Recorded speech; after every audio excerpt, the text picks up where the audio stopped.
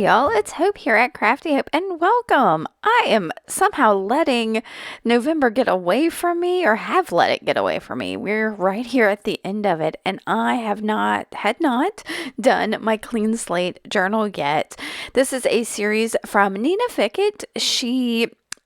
She's just doing this personally, but she also sold kits, and she suggested that maybe I play along with an art journal I made in one of my Crafty Hope prompts. So yeah, that's what I've been doing, and I kind of want to finish it out for the year. I mean, this journal has more than the 12 pages needed in it, but I really want to kind of follow through with this series. And with my vlogging and everything else that's been going on, I've kind of let this get away from me. So I am trying to catch up. I decided to jump in this junk journal that I have. And I encourage you to head over to Nina's channel and check out her video and videos that she's done this year for the Clean Slate journal prompt or series, journal series. There's no prompts. That's the thing about this, is it is a journal series in which she encourages you to just get in a junk journal and play. And I often find that's exactly what I need. And so this really works out great. So you've seen me work here. I've got a double page spread. I'm using my Uhu glue stick and some scrap papers and other kinds of papers that I'm sticking down and covering up both of these pages. I decided to go ahead and cover them both up. Neither one of them had much significance. The one on the left has a little bit of washi tape, and I'm going to let some of that show, but the page on the right had nothing interesting on it. So it's getting all covered up. And I've sped this collage up quite a bit because, yeah, there's not much to it. It's just me taking larger pieces for the most part, gluing those down with that glue stick, and then working smaller and smaller. Once that was done, I decided to add some color to try to integrate all of this. And I'm using it's a dilution spray, but I'm just using the ink out of it. It's the Pure Sunshine one. And then I have some white Dr. Peach Martin's India ink, I believe is what I ended up using. I tried to use something else, but I couldn't get the top off. Oh shoot, I meant to ask Pat to get that off for me. I'm gonna have to remember that. So I mixed those two things together, and it came out in this, I don't even know what you would call this color, like a light pumpkin-y color. And this page from here on out begins to feel very fall to me. So that's what I like about November. December to me kind of tends to be all about the Christmas holidays and less about it being winter or fall or that combination of the two, whereas fall is like you're in the thick of it. And so this page gets these like oranges and browns and golds that really come at fall. So I used the Pure Sunshine there. That's been has that indie ink added, which I was hoping would make it more permanent. That's the only thing about the dilution spray that I don't like, is that it tends to react and kind of get on everything that you add. And I think this worked out pretty well for this time around. There are other things that may not. I'll have to see. And then I was drawn to do some stenciling. Some of the little bits I had in the background had marks and stuff on them that made me feel like I needed to add more marks on here. And I don't always break out the stencils, so it felt like a good time. And yeah, it felt like a good time. Yeah. I don't know what I'm saying, y'all. It felt like the right move. It's my art journaling tends to be very intuitive. Like, what am I feeling? What do my hands want to do? And it was stenciling. So I'm using some, y'all, this is some brown paint. I believe it's Faber-Castell. It may just be brown. I will put it down below if I can, and link it. And then I really was like, the brown's good, but I wanted something a bit darker. So I've got some Payne's gray here and another stencil. And yeah, I'm even using the same cosmetic wedge to put it on there. I didn't even, because I knew that Payne's gray was darker than the brown. So it didn't matter if that brown was still on there. I wasn't going to futz too much with swapping out for this little bit of stenciling. That's just It's just going in the background. It's not going to be anything important. It's not a focal. And I knew that. I was like, this is just for texture. So I've got those down, and I'm going to look at this for a second. I probably am going to skip this around. And I felt like I needed some, specifically, I wanted some Distress Oxide. Specifically, this cracked pistachio. Y'all, it's one of my favorite colors. I think it's cracked pistachio. So I sprayed it. I got a little too much over there on that left, blotted it off, and then just kind of splattered it from the nozzle tube thing. And I spritzed it with a little bit of water to activate that distress, that oxiding a little bit, and dried it.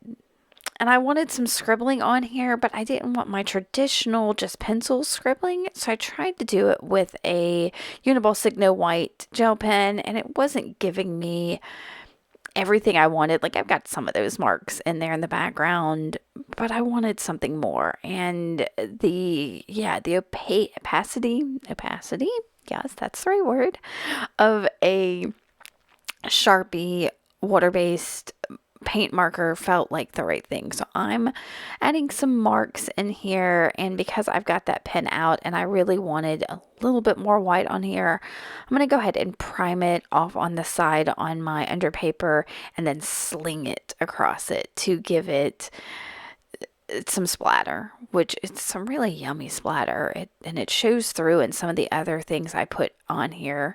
I'll put some Stabilo on later, and like that white kind of like rises up through it. It's kind of crazy.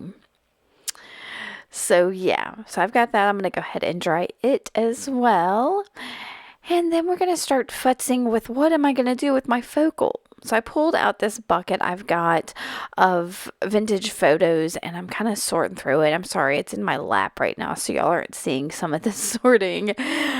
But I'm pulling out things I knew that were smaller, and I hit on this girl who's just standing in what looks like the woods with her arms crossed. And I was like, that seems very fall-like to me. You can see those colors I have to me, the browns, that little touch of green. It's all very fall. And sitting on my desk was a strip of rust-dyed fabric. I think I might have used it in my last art journal video, but it was still sitting there. So I thought, okay, I'm going to use this. What do I want? And I moved around and looked at it, and it didn't have enough oomph for me. I needed it altered. I wanted something different. So I thought about stamping on it. I was like, no, I know what I'm going to do. I'm going to take it, and there's what I'm like, oh, I'm going to do. I'm going to take it to my sewing machine, and boom, I ruffled it. So I'd done it with a zigzag stitch, but that totally didn't show up. I think I need to work on my stitch length or something there. So, but anyway, y'all have sped this way up because I futzed with the orientation of this, where I wanted it, where I wanted the photo, how I wanted this to lay, and finally landed somewhere in here on it. Oh, no, I'm still futzing. I thought I was done. I'm not. Futzing some more, moving it around. So much futzing. Could not decide. I will finally hit on it about there. There's the key right there. So I will say, stop it. You've futzed long enough. Grab that Fabri-Tac and glue it down. Now, if y'all see, I'm going to go ahead and mention this. If y'all see over there on the left side, I have some of that paint as well as that watered down, or not watered down, I don't know what you call it, the liquid paints, the spray ink and the India ink over there. And I'm going to use that here at the end. It's like kind of a little bonus material here at the end for y'all of what I'm going to do so I don't waste those materials there. So before I decide to glue down this picture, her name is Virginia Corley. There, it's on record. Before I glue her down, I'm going to ink the edges of her photo with some walnut stained distress ink. And then I'm going to futz with this some more, y'all. I kept thinking maybe I would use a foam dot behind her to keep her raised.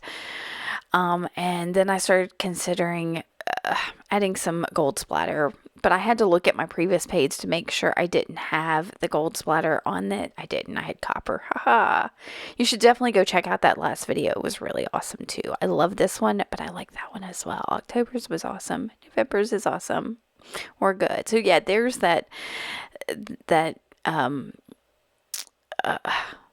mixture I made. I don't know what I want to call it. That we'll use in a little while. But first, I'm putting down that gold splatter. I'm using Liquitex Gold acrylic ink and a fan brush, and that's a way to get gold. And then when you dry it, it just pops out. I've got a picture here at the end from an angle that you can see the lusciousness of it. It's so good, so good. All right. So Fabri-Tac back out. I am putting it on the back of my photo, and that photo you can tell came out of a photo album. It had the lines on it like those old, like static photo albums. It was kind of neat. All right, so while she is sitting there drying, I went ahead and looked at my sentiment stickers and found this one. And what does it say? Oh my goodness, what does it say?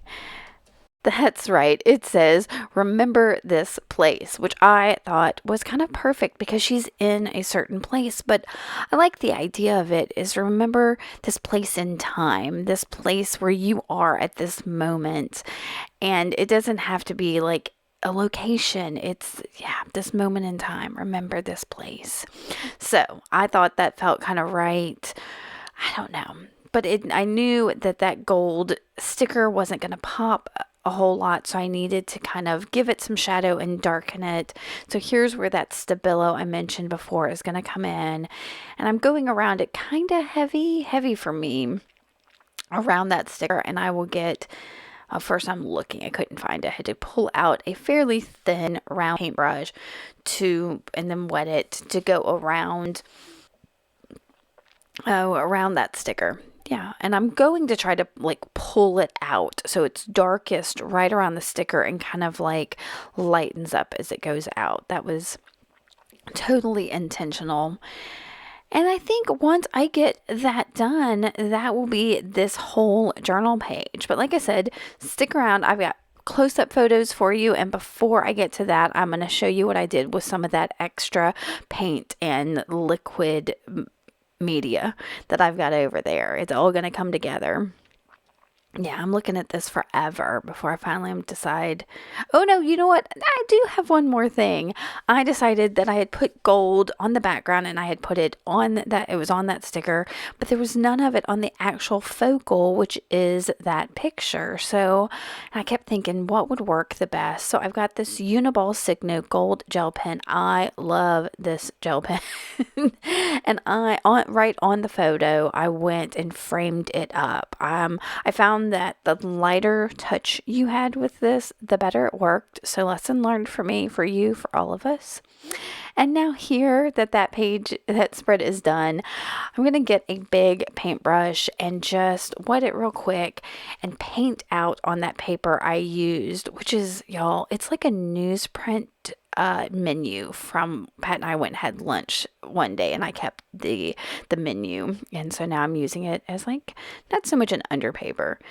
But y'all, I am going to spread that out and then paint on top with that inky mixture and create a mixed media paper. So just something that I can collage with later or pass on to somebody else as a painty paper or something like that. So I'm trying not to waste my paint, not to have to rinse it down the drain, anything like that, to make something more with it. So yes, that's what I am doing. And so I wanted y'all to see that it's not going to waste if you had any concerns. So fun little paper to have for later. But here is this junk journal page for the Clean Slate journal. I hope you like this. If you did, make sure to give me a thumbs up, hit that subscribe button, and like to support this free content I have here on YouTube. Remember that I have a coffee account. The link to that is below, and you can buy me a coffee. All right, guys, thanks so much for coming in this time with me, and I will see y'all again soon with more. And make sure to follow me for Vlogmas.